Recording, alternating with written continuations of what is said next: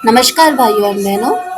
पिछले वीडियो में हमने देखा था कि प्रेमानंद जी महाराज वृंदावन पहुंच चुके हैं।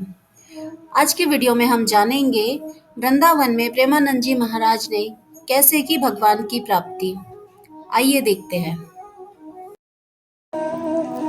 भगवान की प्राप्ति कैसे होती है।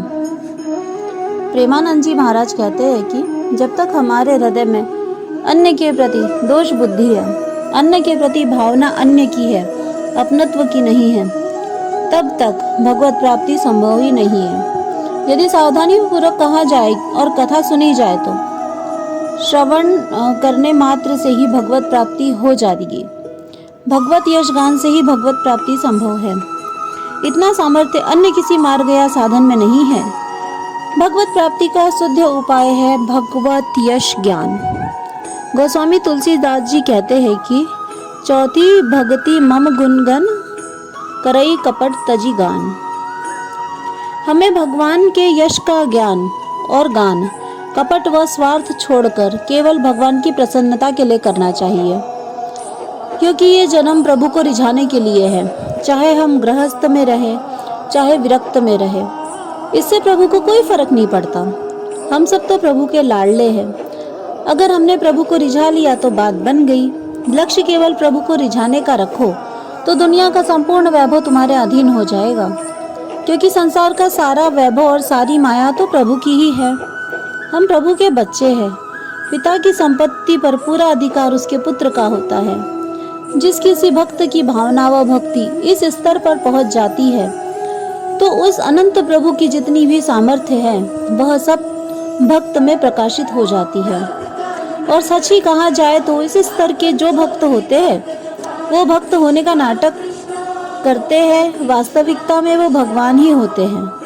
भगवान की लीलाएं बुद्धि से नहीं जानी जा सकती, ये तो केवल कृपा से ही जानी जा सकती है। आगे हम जानेंगे कि अहंकार को दूर कैसे किया जा सकता है। प्रेमानंद जी महाराज ने बहुत ही सरल शब्दों में खुद भी समझा और हमें भी समझाया कि जब हमें अहंकार आ जाता है हम उसे किस तरह दूर कर सकते हैं। जब प्रेमानंद जी महाराज को अहंकार हो गया तब जानते हैं क्या हुआ। आइए सुनते हैं। वे एक बार वृंदावन में अपने गुरुदेव के साथ दंडवती परिक्रमा कर रहे थे। रास्ते में थकान दूर करने के लिए एक पेड़ के नीचे दोनों बैठ गए। तभी गुरुजी का आदेश हुआ कि भिक्षा मांग कर लाओ। चूंकि प्रेमानंद जी महाराज ब्राह्मण जाति के हैं, इसीलिए संत होने के बाद भी उनके अंदर से उच्च जाति का भाव नहीं जा रहा था। शायद इसी के समाधान के लिए उन्हें गुरुजी ने भिक्षा मांगकर लाने का आदेश दिया। साथ में यह भी कह दिया था कि व्रजवासियों से कभी भी उनकी जाति मत पूछना, चुपचाप भिक्षा मांगना और वे जो भी देंगे उसे सिर नीचा करके सुनते रहना, उनकी बातें सुनना और भिक्षा लेकर आ जाना। ऐसा इसलिए क्योंकि समस्त ब्रजवासी कोई सामान्य मनुष्य नहीं है, वे सब भगवान के ही पार्षदगण हैं। यदि इनकी जूठन भी मिल जाए तो मानव मात्र का कल्याण हो जाए। आदेश पाकर प्रेमानंद जी महाराज एक घर जाकर भिक्षा मांगने लगे तो एक महिला ने आकर एक रोटी पर प्याज की चटनी रखकर महाराज जी के हाथ में रख दी। तभी अचानक उस घर के अंदर से सुअर निकला, क्योंकि वह महिला अपने घर में सुअर पाले हुए थी। यह देखकर महाराज जी बहुत ही असहज हो गए और चुपचाप अपने गुरुजी के पास आए और सारी बात बता दी। प्रेमानंद जी महाराज अपने गुरु से बोले, गुरुदेव, यह रोटी निम्न जाति वाले के घर से लाया हूँ। गुरुदेव बड़े ही सहज भाव से बोले, तो क्या हुआ, इस रोटी को हैंडपंप पर धोकर लाओ ताकि प्याज की गंध चली जाए, उसके बाद और आधी तुम पाओ आधी मैं पाऊंगा। महाराज जी कहने लगे, उसी दिन से मेरे सारे अहम का और उच्च जाति की सारी विचारधारा का मेरे अंदर से नाश हो गया।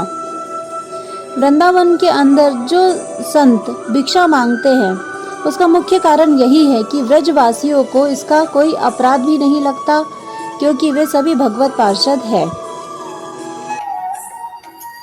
आशा करती हूँ भाइयों एवं बहनों आज का वीडियो आपको पसंद आया होगा। फिर जल्दी से वीडियो को लाइक कीजिए, शेयर कीजिए एवं चैनल को सब्सक्राइब कीजिए।